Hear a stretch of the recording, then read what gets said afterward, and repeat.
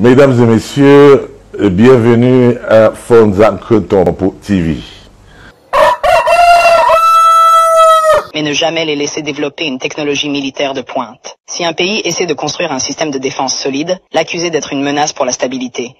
S'assurer qu'ils aient toujours besoin de casques bleus étrangers, de bases militaires étrangères, de conseillers étrangers contrôlant leur sécurité. Les garder vulnérables à l'invasion, aux coups d'État et à l'ingérence étrangère. La formule est simple. Diviser, corrompre, exploiter, désinformer, contrôler. Les maintenir en train de se battre entre eux. Les faire regarder à l'extérieur pour des solutions. Les garder pauvres, dépendants, en insécurité. S'assurer que chaque tentative de se libérer rencontre une résistance si forte que la génération suivante y réfléchisse à 2 fois avant d'essayer à nouveau. Ce n'est pas une théorie, c'est l'histoire. La vraie question n'est pas comment empêcher l'Afrique de devenir une superpuissance. C'est comment l'Afrique peut briser le cycle, malgré tous les efforts pour la maintenir à terre. Bien, je vais retenir une seule phrase. Que l'Afrique ne s'unisse pas. Que l'Afrique ne s'unisse pas. C'est tout ce que je peux commenter. On n'a pas besoin de s'unir pour être libre, indépendant. On n'a pas besoin d'être unis. Parce que même dans la création de Dieu, toutes ces créatures ne sont pas unies. Mais celles qui ont compris qu'il faut vivre pour le bonheur, pour la vie, profiter de la vie, de tout ce que Dieu a créé pour la vie. Ceux qui ont compris ça, parmi les enfants de Dieu, vivent normalement. Vivent normalement dans leur pays. Vivent au Sénégal, se basant sur la démocratie. Le Sénégal n'a pas la richesse de chez moi au Cameroun. Mais les Sénégalais vivent mieux que moi. Ils savent être en désaccord. Ils savent se mettre d'accord. Ils savent trouver leur accord dans le désaccord. Nous sommes en désaccord, n'est-ce pas? Allons voter. Comme nous sommes en désaccord, on sera d'accord sur celui qui va nous diriger. Sonko, Diomaye Faye. Point final. Et on avance. Vous n'êtes pas d'accord avec eux demain dans 5 ans ou 4 ans? Non, on se met, nous sommes tous en désaccord. On va encore aux élections. Chez nous, ces gens-là, il faut s'entretuer. Il faut piller l'Afrique pour eux. Et quand vous avez déposé tout là-bas, ils vous chassent. Ils récupèrent vos biens, ils vous poussent en exil. Vous partez comme Ali Bongo. Voilà à quoi est-ce qu'on nous a réduit. Voilà à quoi est-ce qu'on nous a réduit. Et ça conduit à des comportements, à des personnes comme les momos, comme vous avez suivi à l'entrée de cette publication. Des gens qui jouent toujours les pitres, comme ça. Ça conduit à ça. C'est-à-dire, si vous faites le bilan de 42 ans, 0. Et ces 42 ans-là, ce sont les mêmes personnes qui sont autour du président, qui ont conduit à ce bilan 0 là, qui nous disent encore que 7 mandats plus tard, 43 ans plus tard, il faut repartir avec les mêmes personnes. Je dis non, on ne peut pas repartir avec les mêmes personnes. Il faut changer. Pour changer, il faut reformer. Pour reformer, il faut s'éloigner de ces gens-là. Prendre de nouvelles personnes pour penser le Cameroun d'après 50 ans maintenant. C'est ça le véritable problème. C'est de ça que je pense. C'est ce qui m'amène à réfléchir. Parce que ce comportement-là a poussé nos compatriotes à fuir le Cameroun. Ils meurent dans le désert, ils meurent dans l'eau. On fait d'eux des prisonniers parce qu'ils n'ont pas de papier. Ils sont des prisonniers parce qu'ils n'ont pas de papier. On les met en prison. Ils n'ont pas volé, ils n'ont rien fait, ils travaillent même. Mais on les met en prison parce qu'ils n'ont pas de papier. Centre de détention des immigrés. Voilà. Ils n'ont pas de... Et c'est toujours l'argent des Africains qui va nourrir nos frères qui sont en prison. Écoutez et regardez. Ok. Bonjour à tout le monde. Ici, nous sommes les Camerounais qui ont été refoulés depuis le Maghreb, des différentes villes du Maghreb, des différents pays du Maghreb tels que le Maroc, la Tunisie, l'Algérie. Nous avons été maltraités, déportés, manu militari, expulsés au désert du Niger, où nous nous trouvons précisément dans le village d'Assamaka. Comme vous pouvez voir, nous faisons cette vidéo pour lancer une fois de plus les cris d'alerte au gouvernement camerounais que sa population souffre ici au désert du Niger. Nous sommes délaissés sans ni nourriture. Les différents pays ont déjà déporté leur population, leurs migrants. Mais depuis des mois, le gouvernement camerounais n'a pas encore donné une suite favorable à notre situation. Nous n'avons pas où dormir. Vous pouvez voir, nous sommes ici dans le camp de l'OIM. Nous sommes ici dans le camp de l'OIM avec des malades, comme vous pouvez constater. Il y a ceux qui meurent. Il y a des femmes enceintes. Il y a des mamans avec des bébés, etc. Donc une fois de plus, nous demandons au gouvernement camerounais de répondre à l'appel de l'OIM qui n'attend que l'un mot pour notre déportation au Cameroun. Nous avons décidé de retourner au Cameroun. Donc, comme vous pouvez constater, nous sommes plus de 200, des malades, des femmes enceintes, etc. Nous sommes des parents de familles. Si nous sommes sortis, c'était pour un but, nous battre afin de soutenir la famille au pays. Et comme cette situation fait passer ainsi, nous avons décidé de retourner au pays. Alors nous demandons au gouvernement camerounais de nous venir en aide. Il y a certains qui sont déjà à 6 mois, d'autres sont à 5 mois, d'autres sont à 3 mois. Tous les autres ambassades des autres pays africains ont déjà rapatrié leur population. Alors nous demandons une fois de plus à la population, au gouvernement camerounais, nous demandons une fois de plus au gouvernement camerounais de répondre à l'appel de l'OIM afin que nous retournions au pays dans cette place. Tous les influenceurs camerounais, que cette vidéo soit partagée jusqu'au sommet du gouvernement camerounais. Le président Paul Biya, les camerounais, les jeunes camerounais, nous sommes prochains, au désert. Nous sommes partants de répondre urgemment à l'appel de l'OIM. Les ambassadeurs du Niger, du Cameroun qui sont présents au Niger. Nous demandons de trouver une suite favorable à cette vidéo. Tous les influenceurs, tous les membres du gouvernement, nous vous remercions. Bien, voilà des enfants qui sont abandonnés dans le désert et quittent le Cameroun, abandonnés dans le désert. Alors, si pendant 7 ans, depuis 2016-2025, nous avons aujourd'hui des Camerounais qui pleurent encore dans le désert et nous avons le même ministre des Affaires étrangères, que pensez-vous que s'il arrive demain, il fera? Parce que c'est une politique qui arrange certains occidentaux. L'Amérique est le seul pays qui accueille en masse. Quand vous apprenez que ces gens-là forment des terroristes pour aller tuer nos compatriotes, n'est-ce pas? Alors, eux, ils forment des compatriotes pour aller tuer, donnent les armes pour tuer. Alors, quand nous allons mourir nous-mêmes dans les eaux, vous pensez que qu'est-ce que ça peut bien la faire? C'est bon. La population africaine diminue. Venez vous tuer vous-même. En France, Emmanuel Macron a abandonné en pleine mer un bateau d'immigrés pendant plusieurs jours. Vous avez vu ça ici, c'est pas moi qui le dis. J'ai tout simplement ce courage, peut-être cette honnêteté de vous rappeler ce que vous avez oublié. Donc, nos compatriotes qui meurent dans les eaux, là, ceux qui meurent en Libye, ça peut déranger personne. Non, monsieur. Le président Donald Trump est arrivé hier. Hier, il est revenu. Deuxième mandat. Premier mandat. Qu'est-ce qu'il avait fait? Il nous a exclus de la Goa. C'est-à-dire les Camerounais et les Camerounais qui étaient les plus grands vendeurs, promoteurs des objets d'art camerounais ici. Et c'était qui faisait rentrer quelques produits ici, là, sans payer la douane. Parce que c'était inscrit dans le cadre de la Goa. Le président Donald Trump nous a enlevé à cause de la guerre dans le Nozon. Nous a enlevé l'aide militaire, le partenariat militaire avec les États-Unis. Est-ce qu'après ça, nous avons fait le bilan? Est-ce qu'après ça, nous avons réfléchi? Mais non. Parce que nous avons appris à faire ce que fait la France. C'est-à-dire qu'on ne fait pas le bilan, on ne se pose pas de vraies questions. Parce que ça n'impacte pas ceux qui nous dirigent.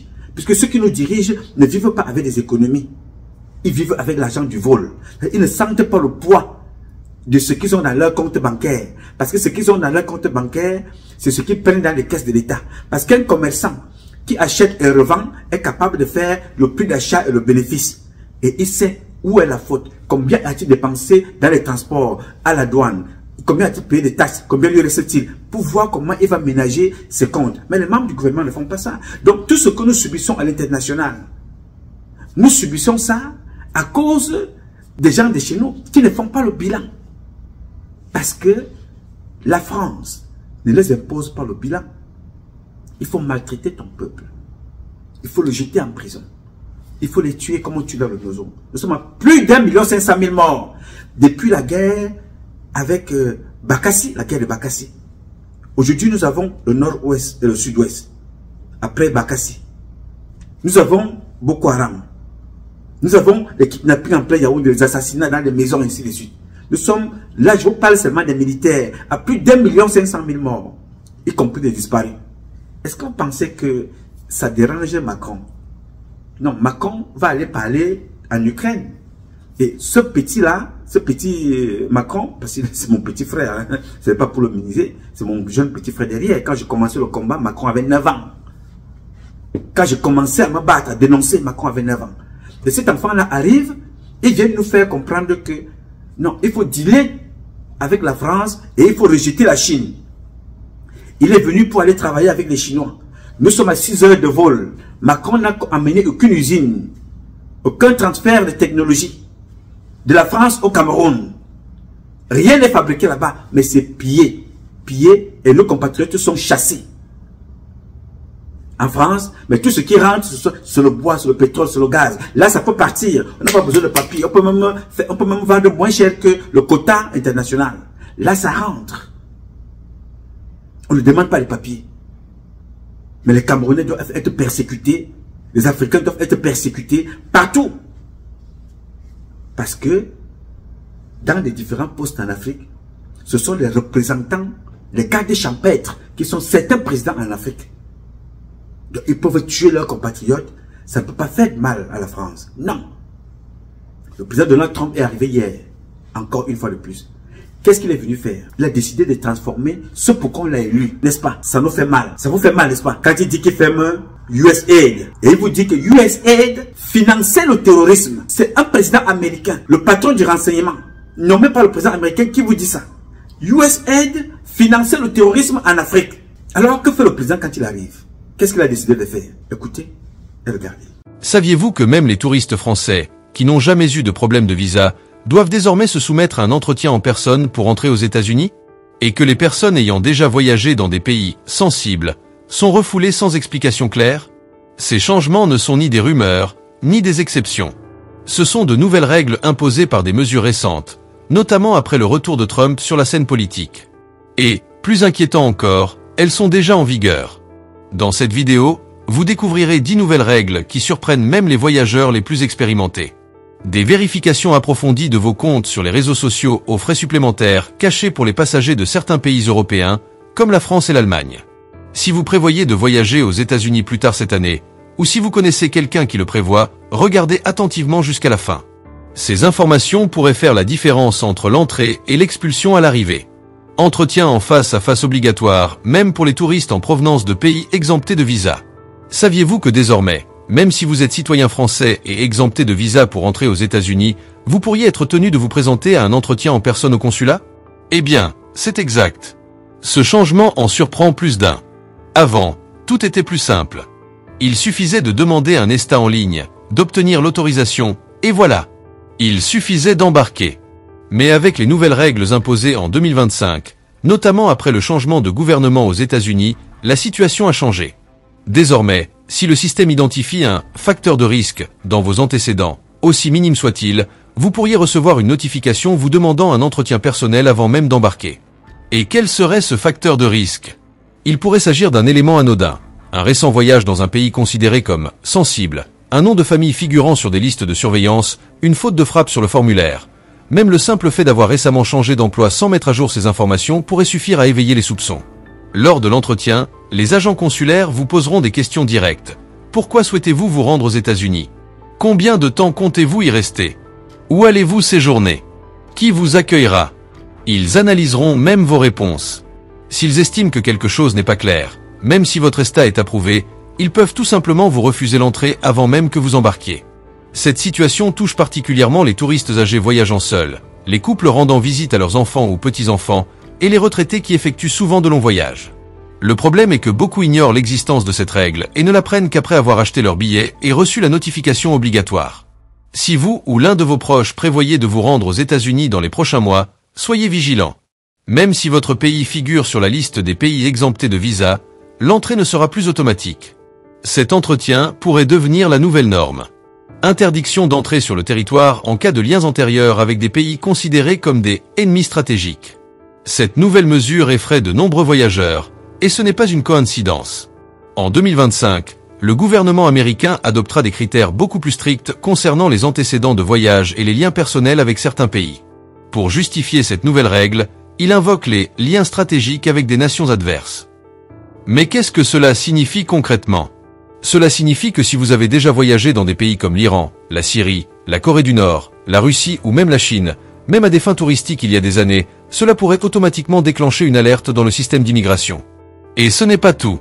Avoir des membres de votre famille qui vivent ou sont nés dans ces pays, avoir travaillé pour des entreprises liées à ces régions, ou même avoir participé à un événement international dans ces pays, pourrait être une raison suffisante pour vous voir refuser l'entrée aux États-Unis.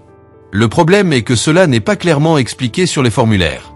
Nombreux sont ceux qui remplissent l'ESTA ou même le DS 160 se rendre compte que la simple mention d'un voyage antérieur pourrait compromettre leur sécurité. Et à leur arrivée à l'aéroport américain, ils sont conduits dans une salle séparée et, dans de nombreux cas, expulsés le jour même, sans même passer par les services d'immigration. Cette mesure a été appliquée notamment aux personnes ayant une double nationalité, aux professionnels ayant un historique de voyages internationaux et même aux retraités ayant participé à des excursions culturelles dans le passé.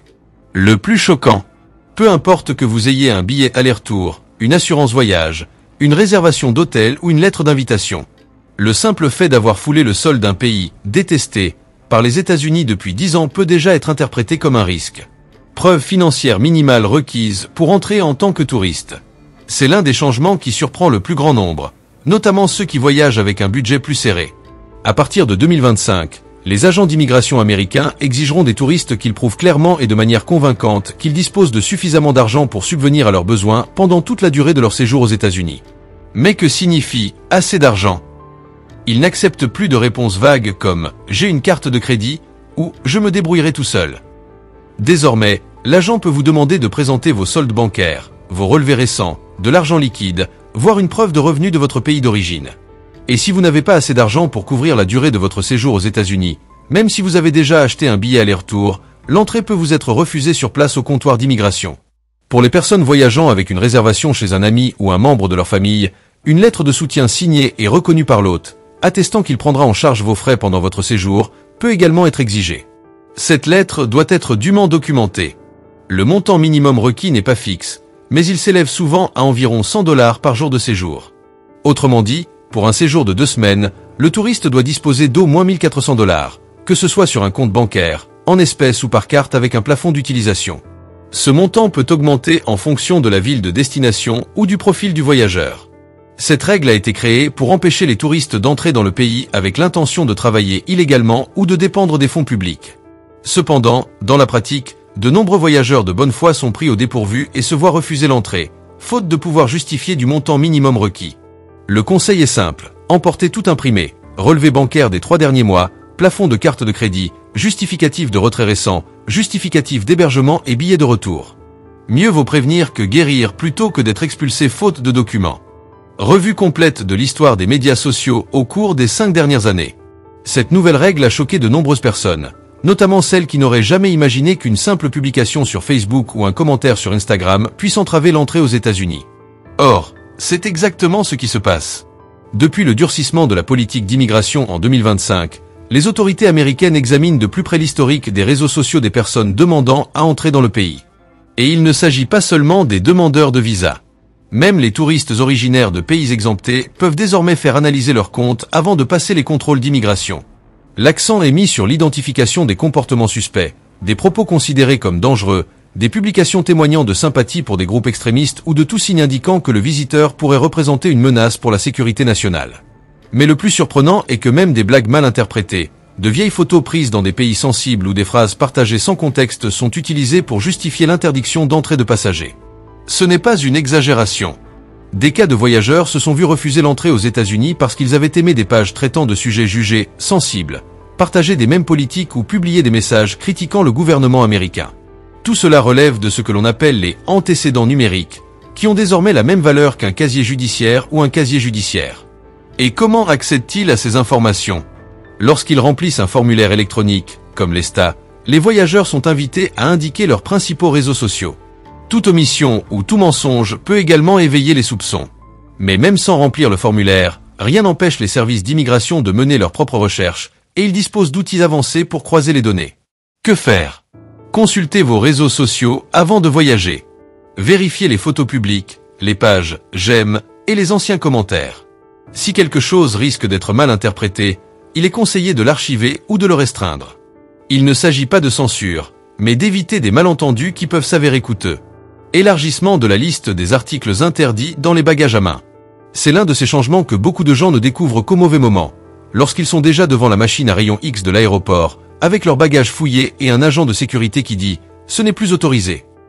La nouvelle directive, mise en œuvre dans plusieurs aéroports desservant les États-Unis, est claire. La liste des articles interdits dans les bagages à main a été élargie en 2025. Et il ne s'agit pas seulement d'armes, de liquides ou d'objets tranchants. Désormais, des articles auparavant considérés comme inoffensifs sont bloqués, et la raison, selon les autorités, est directement liée à la sécurité nationale. Par exemple, les piles au lithium en vrac, certains modèles de banques d'alimentation, les petits outils, comme les tournevis et les pinces, les aérosols personnels au-dessus d'un certain millilitre, les bâtons à selfie avec un mécanisme rétractable en métal et même les aliments à consistance pâteuse, comme les pâtés, les crèmes et les yaourts, sont interdits de plus en plus fréquemment. De plus, tout objet susceptible d'être adapté, comme arme ou suscitant des soupçons, même s'il est utilisé quotidiennement, peut être saisi. Des cas de massage électrique et d'appareils médicaux portables ont été mis en cause faute de justificatif. Un autre point source de confusion est la différence entre ce qui est autorisé sur les vols intérieurs et sur les vols à destination des États-Unis. Un même article, passé sans problème de Paris à Lisbonne, par exemple, peut être retenu sur un vol Paris-Miami. Autrement dit, la réglementation américaine s'applique. Il est donc conseillé de consulter la liste actualisée de la TSA, Transportation Security Administration, ou des autorités aéroportuaires de votre pays avant de préparer votre valise. Éviter les mauvaises surprises peut vous faire gagner du temps, vous épargner du stress et même de l'argent. Dans certains cas, vous pourriez être contraint d'enregistrer l'article ou de le jeter. Les drones, les équipements photographiques avancés et les ordinateurs portables supplémentaires doivent être déclarés. Cette nouvelle exigence a surpris de nombreux voyageurs, notamment ceux qui transportent beaucoup de technologies dans leurs bagages. À partir de 2025, tous les passagers entrant aux États-Unis avec des drones, des appareils photo professionnels, des objectifs interchangeables ou plusieurs ordinateurs portables devront les déclarer avant l'embarquement. Et ce n'est pas une exagération. Cette mesure s'inscrit dans le cadre d'une nouvelle politique de contrôle technologique mise en œuvre par les États-Unis, axée sur la sécurité et la traçabilité. Les drones, par exemple, sont considérés comme des risques potentiels, tant à des fins d'espionnage que pour une utilisation abusive dans des zones sensibles. Concernant le matériel photographique, le gouvernement souhaite savoir si l'entrée sur le territoire est effectuée à des fins touristiques, journalistiques ou commerciales, ce qui pourrait modifier le type de visa requis. De plus, la présence de plusieurs ordinateurs portables peut également éveiller les soupçons. Dans de nombreux cas, les agents d'immigration interprètent ce type de bagage comme un signe d'activité professionnelle plutôt que de loisir. Et c'est là que le problème commence. Si la personne est entrée en tant que touriste, mais transporte des objets évoquant un travail ou la création de contenu commercial, elle peut être arrêtée sur place, ou à tout le moins, devoir fournir des explications. La procédure de déclaration n'est pas complexe, mais elle doit être effectuée correctement. Dans certains aéroports, vous devez remplir un formulaire électronique avant l'enregistrement. Dans d'autres, il est préférable d'avertir directement l'agent des douanes dès l'atterrissage. Le non-respect de cette règle peut entraîner la saisie de votre matériel, une amende, ou dans les cas les plus graves, un refus d'entrée. Alors, si vous êtes photographe, youtubeur, vidéaste ou que vous aimez simplement filmer vos vacances avec votre drone, soyez vigilant, déclarez-le, prouvez-le et voyagez l'esprit tranquille. Criminalisation du tourisme de naissance, avec expulsion immédiate. Cette mesure suscite la controverse et suscite une forte attention internationale. À partir de 2025, les États-Unis considéreront comme un crime fédéral la pratique du tourisme de naissance, c'est-à-dire le fait pour une femme enceinte de se rendre aux États-Unis dans le but principal d'accoucher sur le sol américain, garantissant ainsi la citoyenneté à son enfant. Pendant des années, cet échappatoire juridique a été utilisé par des milliers de familles étrangères. Mais aujourd'hui, en vertu des nouvelles directives imposées par l'administration Trump, cette pratique est considérée comme une fraude à l'immigration. S'il est établi que le motif principal du voyage est la naissance d'un enfant et non un tourisme légitime, la femme peut être immédiatement expulsée, même si elle possède un visa valide. Et ne croyez pas qu'il soit facile de dissimuler cette intention. Les agents sont plus que jamais formés pour repérer les signes, examens médicaux, conversations sur les réseaux sociaux, réservations à la clinique ou même une grossesse visible à un stade avancé peuvent éveiller les soupçons dès votre débarquement. De plus, les compagnies aériennes et les consulats ont commencé à coopérer plus activement avec les services d'immigration. Si une femme enceinte a l'intention d'accoucher aux États-Unis sans l'avoir officiellement déclaré, elle peut être arrêtée avant même d'embarquer dans l'avion, voire refoulée de l'aéroport d'arrivée. Le problème le plus grave est que, même si la naissance a lieu, l'enfant peut perdre son droit automatique à la citoyenneté s'il est prouvé que la mère est entrée frauduleusement dans le pays. Ce point a suscité des débats juridiques, mais il est déjà en vigueur. Immigration secondaire obligatoire pour les personnes voyageant seules et effectuant un court séjour. Cette nouvelle règle surprend beaucoup de monde, notamment les voyageurs se rendant seuls aux États-Unis avec un billet aller-retour dans quelques jours seulement. Désormais, toute personne correspondant à ce profil sera automatiquement dirigée vers ce que l'on appelle une inspection secondaire, c'est-à-dire un deuxième entretien avec les agents d'immigration alors qu'elle est encore à l'aéroport d'arrivée. Ce processus est très différent de l'entretien rapide mené à l'arrivée. Lors de l'immigration secondaire, le passager peut être retenu pendant des heures, conduit dans une pièce privée, son téléphone portable fouillé, ses comptes de réseaux sociaux analysés et même interrogé sur ses conversations privées, ses contacts aux États-Unis et son parcours professionnel. La justification officielle de cette mesure est l'augmentation des tentatives d'entrée dans le pays avec l'intention de travailler illégalement ou de prolonger la durée de séjour. Les voyageurs solitaires effectuant un court séjour sont considérés comme des profils à risque, notamment lorsqu'ils ne disposent pas de réservation d'hôtel, d'un itinéraire précis ou de liens solides avec leur pays d'origine. Et même si tout semble en ordre, cela ne garantit pas une libération immédiate. La décision finale appartient exclusivement à l'agent, qui peut refuser l'entrée même avec un visa valide et un billet acheté. Par conséquent, si vous envisagez de partir seul aux États-Unis, même pour quelques jours seulement, préparez tout, bon d'hôtel, billets, une lettre expliquant la raison du voyage, justificatif financier, lien professionnel, bref, tout ce qui prouve que vous reviendrez. Frais de sécurité supplémentaires pour les passagers en provenance de certains pays, dont la France et l'Allemagne. Ce changement suscite l'indignation, notamment chez les touristes européens, à juste titre. À partir de 2025, les passagers de certains pays, dont la France, l'Allemagne, la Belgique et même certains pays scandinaves, se verront imposer une nouvelle taxe, officiellement appelée taxe de sécurité renforcée. Et voilà, elle est appliquée point même lorsque le passager va bien, visa approuvé, documents en règle et même avec un historique de voyage précédent aux États-Unis. Les frais s'élèvent à environ 25 à 40 $ américains par personne et doivent être réglés à l'enregistrement ou avant l'embarquement. Ils ne remplacent pas les stats ni le visa, ils constituent un supplément. De plus, toute personne refusant de payer se verra tout simplement refuser l'embarquement. Selon les autorités américaines, la raison serait l'augmentation du risque mondial d'attaque et la nécessité de renforcer les protocoles de sécurité pour les passagers en provenance de régions récemment confrontées à des menaces, notamment numériques. Cependant, dans la pratique, beaucoup y voient une mesure économique déguisée en mesure de sécurité. Et le pire, c'est que ce tarif peut être étendu à d'autres pays à tout moment, sans préavis. Autrement dit, même ceux qui ont déjà acheté un billet peuvent être surpris à leur arrivée à l'aéroport. Inspection renforcée des correspondances et des vols indirects entrant via le Mexique ou les Caraïbes. Si vous prévoyez d'entrer aux États-Unis via une correspondance au Mexique, en République dominicaine, au Panama ou dans tout autre pays des Caraïbes, soyez particulièrement vigilants. Depuis l'entrée en vigueur des nouvelles règles, les services d'immigration américains ont renforcé les contrôles sur les vols arrivant par des voies indirectes.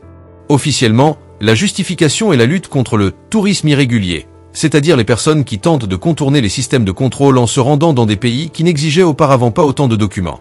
Mais en pratique, cela touche des milliers de passagers ordinaires, y compris des familles, des personnes âgées et même des touristes en règle.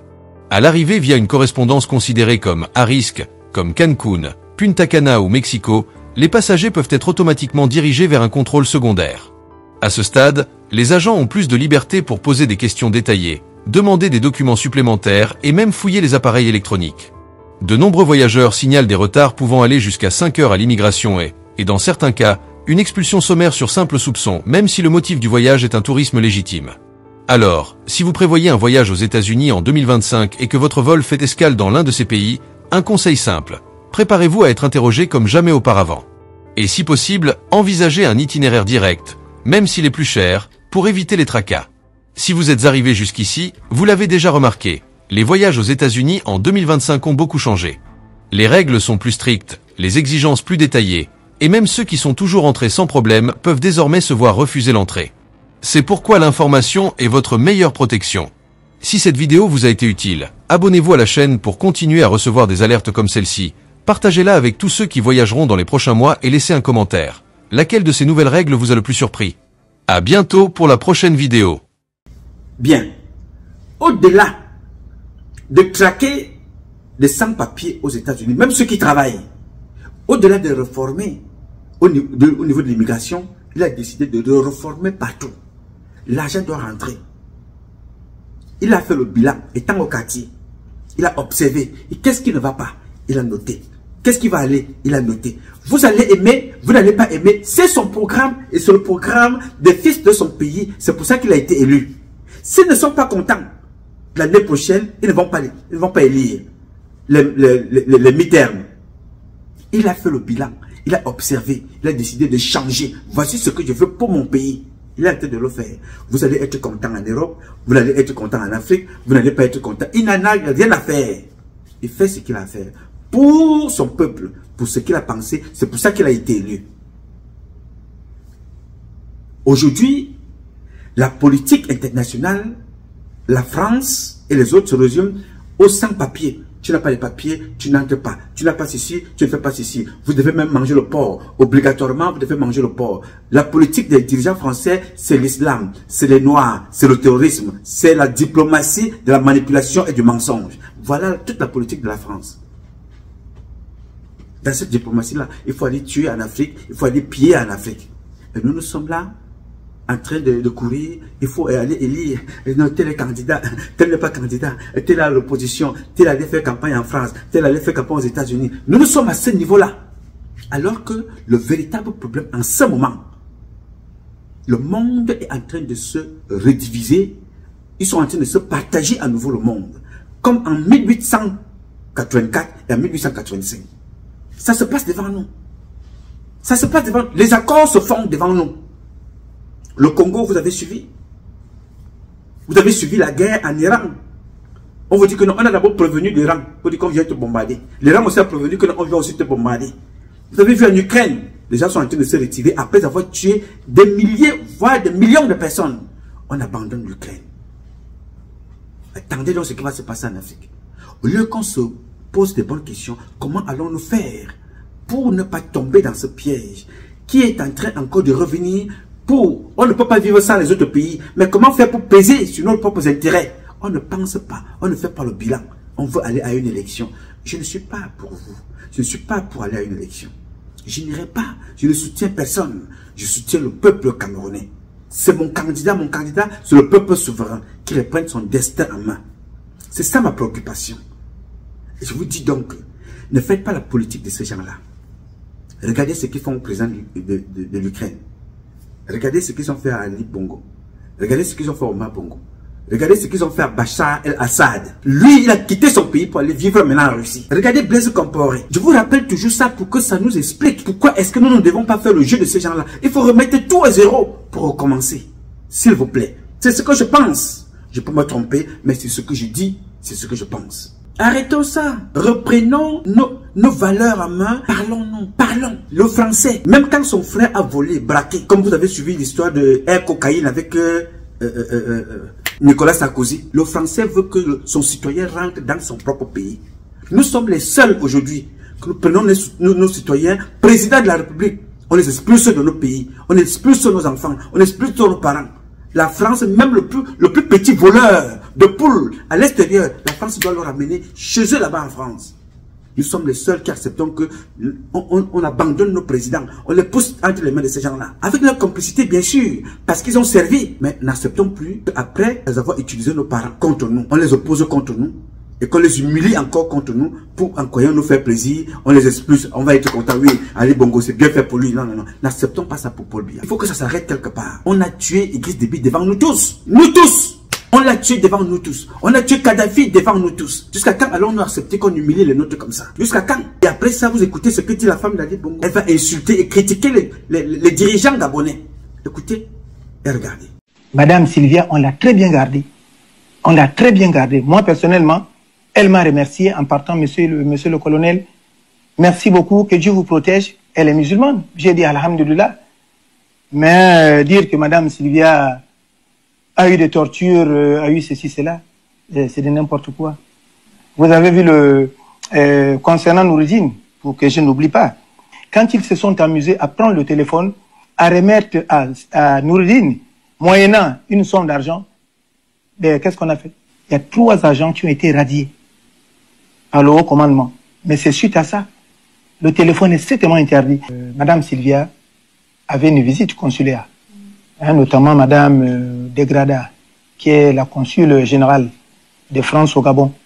Elle venait chaque 2 semaines. Chaque 2 semaines. Et cette dame sort d'ici, vraiment avec une tête haute en disant, Monsieur le directeur, merci beaucoup d'avoir gardé Madame Sylvia.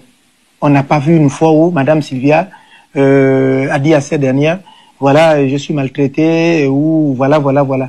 Il n'y a pas ça ici, madame, ça n'existe pas. Vous savez, quand on n'a rien à dire, on est obligé de raconter n'importe quoi. Il y a une prison à la présidence. La présidence, il n'y a pas de prison là-bas. La prison, c'est ici. Et celui qui extrait les gens, c'est le colonel Ngoussi, qui vous parle en face. Je n'ai extrait personne. La seule fois où j'ai extrait Madame Sylvia, c'est pour aller au tribunal. C'est pour aller pour la notification. C'est pour quand le juge en charge du dossier a besoin d'elle ou de son fils. En ce moment, on extrait. Donc, sur le plan médical, quand on a vu qu'on ne pouvait plus gérer la situation, qu'est-ce qu'on a fait? On n'a pas implanté de technique adéquate ici. On était obligé de l'amener à l'hôpital militaire pour qu'elle suive les soins. On est quand même humain, on ne va pas laisser quelqu'un mourir parce que la personne en détention. Et voilà. À l'issue de ça, le procureur général, le procureur de la République ont décidé qu'elle bénéficie d'une mise en liberté provisoire pour qu'elle suive les soins et puis qu'elle revienne après. Et je peux vous dire qu'elle n'est pas sortie, hein, elle va revenir. Parce qu'elle bénéficie là d'une mise en liberté provisoire à cause de son état de santé, et elle et son enfant. Donc ils y reviendront dans nos locaux. Ils ne sont pas encore sortis. Voilà. Elle avait des visites consulaires, c'est-à-dire elle est la femme, elle est censée être gabonaise. Elle a épousé un Gabonais. Elle avait des visites consulaires de son pays. Aujourd'hui, va s'asseoir là-bas et raconter sa vie. Et les autorités gabonaises sont obligées de venir là comme ça pour se justifier. On regarde ça. Il faut que ça s'arrête. Trop c'est trop. Nous ne pouvons plus accepter des comportements comme ça avec nos prochains parents. Il faut faire comme les autres. Il faut tout reformer. S'il vous plaît. C'est ce que j'avais à vous dire aujourd'hui. Je m'appelle Nouma. Nouma Patrice Freeman.